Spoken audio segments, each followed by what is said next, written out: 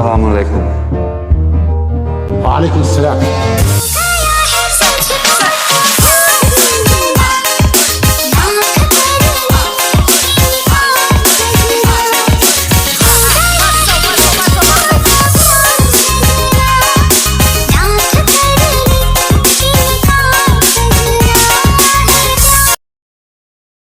Sistem produksi just in time.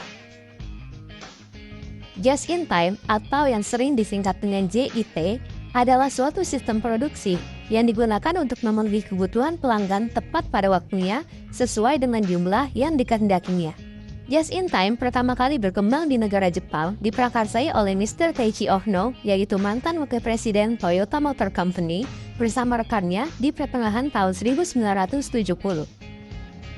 Sistem ini dibuat karena adanya keprihatinan industri-industri di Jepang, yang pada saat itu Jepang merupakan negara yang memiliki sumber daya alam yang terbatas, ketergantungan pada energi dan bahan baku impor, dan tidak memungkinkan untuk membangun tempat penyimpanan persediaan karena tanahnya yang mahal dan sempit.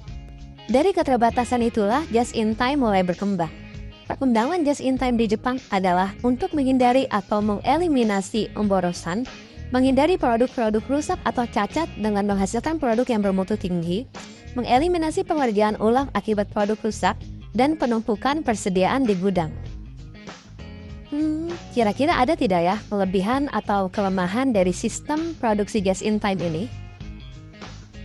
Sekarang, mari kita cari tahu apa kelebihan dan kelemahan dari sistem just in time ini. Kelebihan dari sistem produksi just in time adalah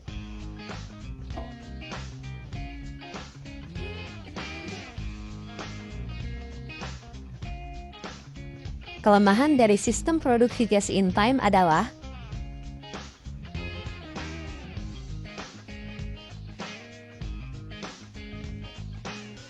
walau bagaimanapun, dunia sangat mengagumi sistem Jepang yang dikenal sebagai manufaktur just in time ini, dengan prinsipnya yaitu buatlah hanya produk yang diminta, ketika diminta, dan dalam jumlah yang diminta. Sistem ini diakui secara internasional dan telah diadopsi oleh hampir semua industri di seluruh dunia karena sistem tersebut fleksibel, efektif, dan tentu saja ekonomis, karena tidak perlu mengeluarkan biaya lebih untuk persediaan barang untuk kemudian sekedar menumpuknya selama berminggu-minggu di pabrik. Ngitung terus, capek banget jadi kalkulator. Yang pertama, saya akan menjelaskan tentang life cycle. Life cycle merupakan waktu dari suatu produk itu diterbitkan mulai dari pembuatan ide sampai tahap pembuangan produk itu. Selanjutnya ada life cycle cost. Life cycle cost merupakan segala macam biaya yang berhubungan dengan life cycle produk.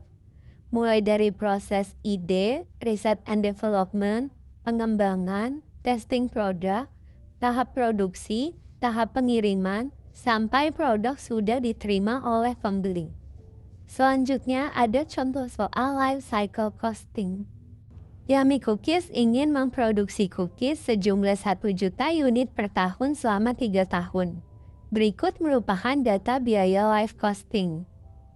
Pada tahun ke-0, Yummy Cookies memiliki biaya sebesar $600.000 dengan biaya produksi, biaya penjualan, dan biaya distribusi yang belum ada.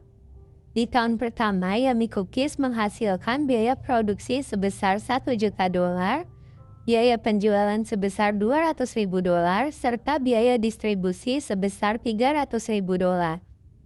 Pada tahun kedua, Yummy Cookies menghasilkan biaya produksi sebesar $1 juta, biaya penjualan sebesar $200.000, serta biaya distribusi sebesar $300.000. Pada tahun ketiga, Yummy Cookies menghasilkan biaya produksi sebesar $1 juta, biaya penjualan sebesar $200.000, serta biaya distribusi sebesar $300.000. Jika ditotal, dapat dihasilkan dari biaya awal Yummy Cookies sebesar $600.000 ditambah 3 tahun biaya produksi yaitu sebesar $3 juta, ditambah 3 tahun biaya penjualan sebesar $600.000, serta ditambah 3 tahun biaya distribusi sebesar $900.000.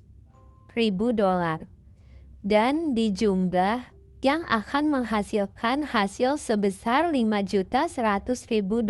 Selanjutnya, kita akan mencari biaya per unit yang dikeluarkan selama 3 tahun untuk memproduksi 1 juta unit cookies per tahunnya. Caranya adalah total keseluruhan tadi sebesar $5.100.000 dibagi 3 tahun biaya produksi sebesar $3 juta yang menghasilkan $1,7 per unit. Analisis rantai nilai, atau yang dikenal sebagai value chain analysis. Mari kita selami lebih dalam konsep ini. Value chain analysis (VCA) adalah metode analisis untuk mengidentifikasi dan menganalisis kegiatan yang menciptakan nilai, baik bagi perusahaan maupun pelanggan. Metode ini dikembangkan oleh Michael Porter pada tahun ke-1985. Rantai nilai terdiri dari 2 jenis aktivitas utama. Pertama, aktivitas primer, meliputi logistik masuk, operasi, logistik keluar, pemasaran dan penjualan, serta layanan purna jual. Kedua, aktivitas pendukung, mencakup infrastruktur perusahaan, manajemen sumber daya manusia, pengembangan teknologi, dan pengadaan. Mari kita lihat bagaimana setiap komponen ini berkontribusi pada keuntungan dan biaya. Grafik ini menunjukkan perbandingan yang jelas, membantu kita memahami di mana nilai paling banyak diciptakan dan efisiensi dapat ditingkatkan. Tujuan utama VCA adalah mengidentifikasi kegiatan pencipta nilai, serta menganalisis biaya dan manfaat setiap kegiatan.